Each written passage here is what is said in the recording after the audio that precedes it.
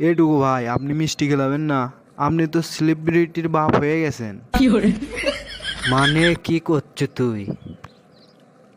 কি করছো লয়? খালি বিকালবেলা আপনার বেডে ফেসবুক লাইভে এসে কইলো ফেল করছে, জানেন না? গোটাল এলাকার মানুষ জানে, আর আপনি শোনেননি এখনো? শোনেন চাচা, আপনার বেডির ব্রেনের সমস্যা আছে। সারাদিন করে টিকটক, টিকটকারে গিরে কি কোনো ব্রেন থাকে? আপনিই গন্ধ।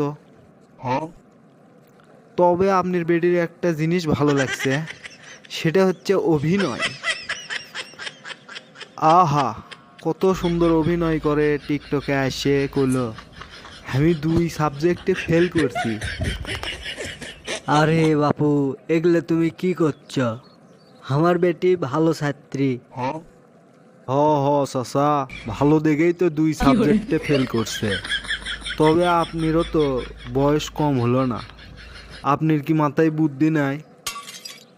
নাকি আপনার বেটি টিকটকে এসে 1 লাখের বেশি কামায় দেখে কিছুই কর না আপনি?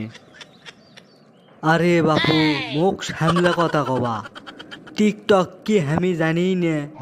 টিকটক আমার বউ জানে কি, আমার কোসলে একদিন। ও হ, আমার বউ টিকটক করে। আরে চাচা, আপনি আপনার বইয়ের কথা করছেন? হ হ চাচা, আপনার বেডির থেকেও আপনার বইয়ের অভিনয় আরও সেরা বেশি। আপনার বউ যাতা সুন্দর করে অভিনয় করে না, সেই অভিনয় করে। আমি তো তার একটা ভক্ত।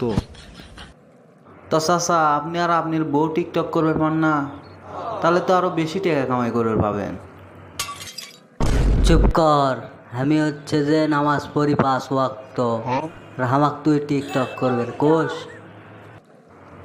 নামাজ পড়েন 5 ওয়াক্ত, তা আপনি হচ্ছে বউ ব্যবসা করেন কে? এগুলো বাদ দেন, ভালো হন। বাড়ির বস থেকে খাইলে তো তাই হবি, বউ ব্যবসা, এখন আবার মেয়ে ব্যবসাও শুরু। বাপ রে বাপ, কি দুনিয়া এলো, দিন দুনিয়া। হে, তুই আমার মুখের সামনে থেকে সত্য। আমার মাথা মতো গরম করিস না, তুই যা। তোকে আর দেখতে মন চাচ্ছে না। উচিত কথা কষি আর খেপে গেছেন, তাই লয়?